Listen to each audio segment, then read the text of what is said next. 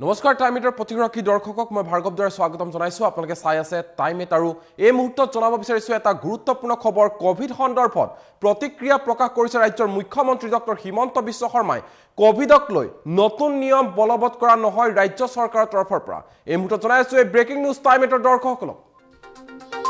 কোভিডক লৈ নতুন নিয়ম বলবৎ নকৰে ৰাজ্য চৰকাৰে গুৰুত্বপূৰ্ণ মন্তব্য কৰিছে ৰাজ্যৰ মুখ্যমন্ত্ৰী ডক্টৰ হিমন্ত বিশ্ব শৰ্মাই হিমন্ত বিশ্ব শৰ্মা চৰকাৰৰ নতুন সিদ্ধান্ত কোভিডক লৈ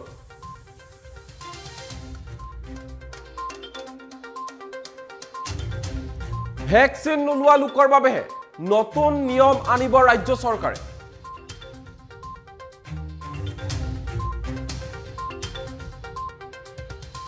আৰু কোভিড ভ্যাকচিন লোৱাটো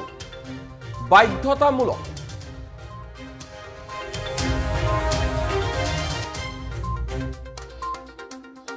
আৰু 1 জানুৱাৰীৰ পৰা 100% শিক্ষাৰ্থী থাকিব পাৰিব হোষ্টেলত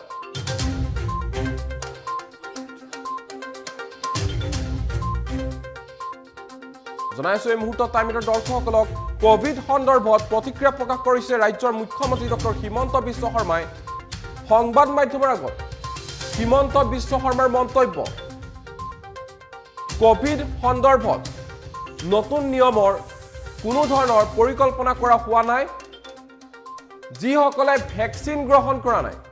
তেওঁলোকৰ ক্ষেত্ৰতে নতুন নিয়ম আনিব ৰাজ্য চৰকাৰে আৰু 1 জানুৱাৰীৰ পৰা হোষ্টেলত 100% শিক্ষাৰ্থী থাকিব পাৰিব তদুপৰি কোভিড ভ্যাকচিন লোৱাটো বাধ্যতামূলক বুলি মন্তব্য কৰিছে মুখ্যমন্ত্ৰী হিমন্ত বিশ্ব শৰ্মা আৰু এই মুহূৰ্তত হিমন্ত বিশ্ব শৰ্মাৰ মন্তব্য আছে সেই মন্তব্য শুনাই ল'ব বিচাৰিছো টাইমেটৰ দৰ্শকসকলক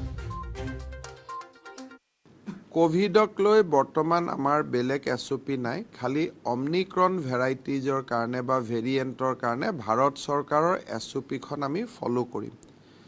আনহাতে আমাৰ কিছুমান পুৰণা এছঅপিত কিছুমান কথা আছিলে যে হোষ্টেলত অকল ফাইনেল ইয়াৰ ষ্টুডেণ্টহে থাকিব পাৰে এতিয়া আমি 1 জানুৱাৰীৰ পৰা সকলো ল'ৰা ছোৱালী হোষ্টেলত থাকিব পাৰিব পুৰা ষ্টুডেণ্ট হোষ্টেলত থাকিব পাৰিব অৰ্থাৎ আমি এছঅপি ব্যৱস্থাটোৰ পৰা দূৰতহে যাব খুজিছোঁ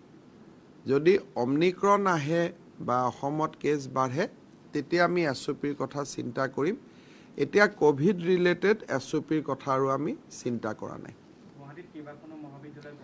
হৈ থাকিব কোভিডৰ সৈতে কোভিড আহিব কোভিড নোহোৱা হ'ব আকৌ হ'ব কোভিডৰ সৈতে আমি জীয়াই থকাটো লাহে লাহে শিকিব লাগিব নহ'লে আজি কলেজ বন্ধ হ'ব কালি স্কুল হ'ব কালি মেট্ৰিক পাতিব নোৱাৰিম কালি হাই শ্ৰেণী পাতিব নোৱাৰিম গতিকে যিহেতু ডেট নাই সেইকাৰণে বাকী বেমাৰটো হ'লে চিকিৎসা হ'ব চলি থাকিব কিন্তু যদি অমনিক্ৰন ভেৰাইটি আহে বা এনেকুৱা কোনোবা ভেৰিয়েণ্ট আহে যাৰ কাৰণে মৃত্যুৰ দৰ বাঢ়িব তেতিয়া আমি সাৱধান হ'ম কিন্তু আজিৰ মুহূৰ্তত আমি কোভিডক লৈ ভয় বা শংকিত নহয় সাৱধানতা অৱলম্বন কৰি থকাটোৱে ভাল এতিয়া আমি এছঅপিৰ প্ৰকাশটো নহয় বৰঞ্চ এছঅপি ব্যৱস্থাটোৰ পৰা আমি আঁতৰিহে আহিব খুজিছোঁ যাতে মানুহে সাধাৰণ জীৱন যাপন কৰিব পাৰে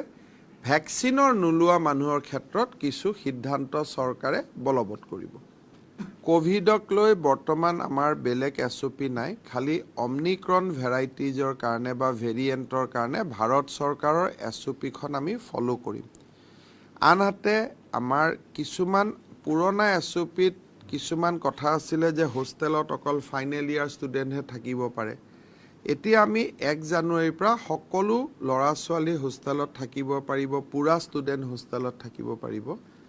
অৰ্থাৎ আমি এছঅপি ব্যৱস্থাটোৰ পৰা দূৰতহে যাব খুজিছোঁ যদি অমনিক্ৰন আহে বা অসমত কেছ বাঢ়ে তেতিয়া আমি এছঅপিৰ কথা চিন্তা কৰিম এতিয়া কোভিড ৰিলেটেড এছঅপিৰ কথা আৰু আমি চিন্তা কৰা নাই হৈ থাকিব কোভিডৰ সৈতে কোভিড আহিব কোভিড নোহোৱা হ'ব আকৌ হ'ব কোভিডৰ সৈতে আমি জীয়াই থকাটো লাহে লাহে শিকিব লাগিব নহ'লে আজি কলেজ বন্ধ হ'ব কালি স্কুল হ'ব কালি মেট্ৰিক পাতিব নোৱাৰিম কালি হাই শ্ৰেণী পাতিব নোৱাৰিম গতিকে যিহেতু ডেট নাই সেইকাৰণে বাকী বেমাৰটো হ'লে চিকিৎসা হ'ব চলি থাকিব কিন্তু যদি অমনিক্ৰন ভেৰাইটি আহে বা এনেকুৱা কোনোবা ভেৰিয়েণ্ট আহে যাৰ কাৰণে মৃত্যুৰ দৰ বাঢ়িব, তেতিয়া আমি সাৱধান হ'ম। কিন্তু আজিৰ মুহূৰ্তত আমি ক'ভিডক লৈ ভয় বা শংকিত নহয়, সাৱধানতা অৱলম্বন কৰি থকাটোৱে ভাল। এতিয়া আমি SOPৰ প্ৰকাশটো নহয়, বৰঞ্চ SOPৰ ব্যৱস্থাটোৰ পৰা আমি আঁতৰিহে আহিব খুজিছোঁ, যাতে মানুহে সাধাৰণ জীৱন যাপন কৰিব পাৰে।